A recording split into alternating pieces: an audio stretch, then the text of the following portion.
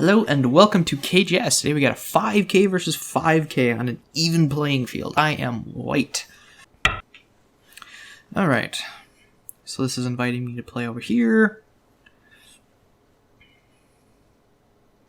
to which I will respond. Alright. Looking like some sort of... Well, this will make the bottom really uninteresting. This also makes the top uninteresting. Some sort of orthodox? I don't know, I just felt like playing opposing 3/4s. Just because, I don't know. If they play up there, then I will come in here and break this up. The next interesting side is this side of the board, because it's biggest. Next biggest, although it's bigger for me than her, because I already have stones in the area. That's one thing I wonder about, too, playing these games. How many of them have someone over their shoulder watching them and coaching them? Not many, I would assume, but... very wide orthodox. Which, I've already said, this stone makes this side uninteresting, so this is... I don't think this is good play. I think you should have played either a large knight or even a small knight. Because again, this makes this side uninteresting. If I play here now, and then you approach again, that would be really, really slow, but I'm tempted. If I play here, and then she makes one, and I get the first extension. Yeah, I don't want to do this because I don't want to go this far. With this and this far, that means they can do this invasion, and I don't really want them to do that. I would almost want them to approach here, so if they do that, their stone's going to end up either here or here based on the standard high approach. And I will play here. And if they end up playing here, that makes that really small. But I think I'll do this. And let them get that, though? Are you sure? Because, okay, if I do any sort of splitting thing, and they approach from this side, then they're going to get that extension. So I don't really want that to happen. I am going to make a corner enclosure. Looks like she's been losing a lot of games on time. I wonder why that is. I'm just looking at her tagged games. Last 3 that she's played, she's lost because of time. That is really weird. That is really weird. Weird spacing all around, like, 5 space extensions. But she seems to like this extra large knight, this 4 space extension thing. Like, if I approach high and we do the standard Joseki, this is actually a good, perfect spacing for me, so I might actually do that. Because I have this, 2 stone wall here, 1, 2, 3 space extension, which means I can armpit hit this, or even just get this sort of extension. And then if she does an iron pillar, then I can, of course, jump out.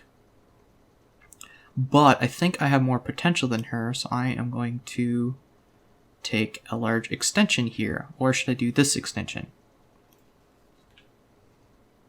This is 5 spaces away from this. This is 5 spaces away from that.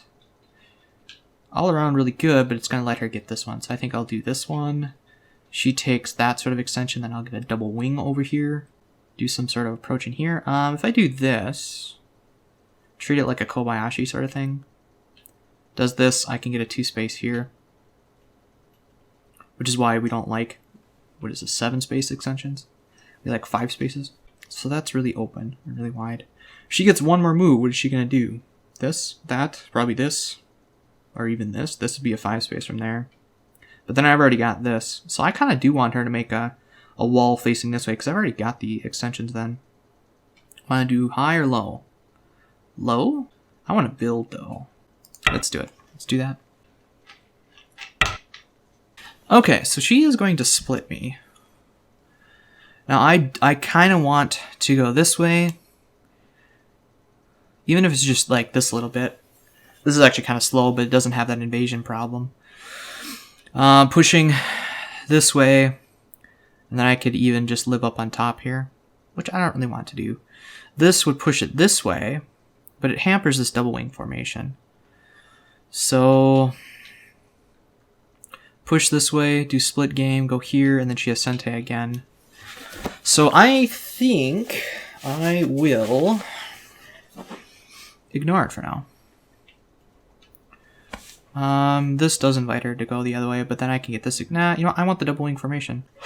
This has that 3-space invasion, which I don't want to deal with. So by doing this, pushes her this way, I can then also put this on. This does a similar thing. It feels like this is the way I need to do it, although she's already breaking up my stuff, so black is now in more potential. However, when I do this, I have two options. If she pushes me from this way, I can take the corner.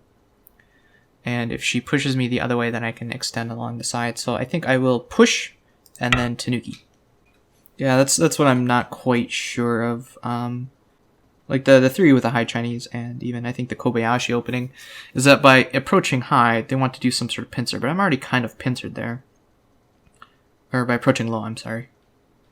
Or close, not low, not high, close. By approaching close, they do like some, even it's just some sort of kicking thing, but so now, and the reason why this double wing is awesome is because now I've got 8th line territory here, and if I do like a 2-space jump or something like that, and I start building all this, I can get the whole corner. That is kind of greedy. Although it does revert. it kind of reverts. Kind of. If I just do something like this. I could also kick it, but that would give it the optimal. If they approach on the inside, I will... and then get some sort of extension. So because there's a stone already here, I'm going to just play lightly. And then this is now kind of in balance, and at some point I can throw in and do some stuff. Foot sweep, I could kick it. I don't really want to kick it though, so I'll just do this.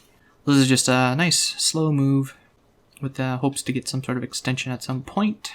Again, this is in balance, so she can leave it alone for now.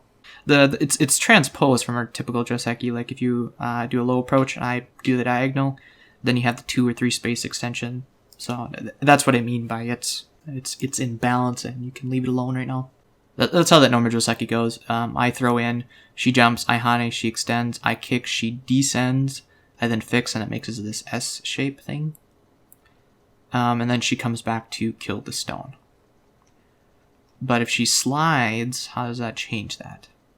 I could still probably throw in. I still want to throw in. Because if I don't throw in, if I just extend, then she can play this move. And this, that is a very, very strong and good shape for her. So I would still want to throw in regardless. I have yet to play that S-looking shape in my games, just because this Joseki never really comes up.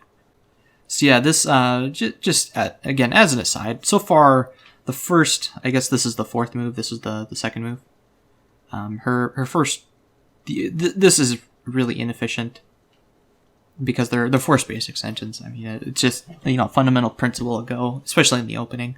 You want to make 5-space extensions. 5 spaces are more efficient than 4 spaces. You get a little bit more territory. It's, just as hard to make bases in. So what should she play right now? What do I think she should play? I think she should play something over here. I think she should, even if it's a 2-space higher, just take a corner enclosure, because that would make a 5-space extension from this. It also secures some territory. It projects wanting to extend here, which would invite me to take this. So she can kind of get this in Sente. I will respond to it here.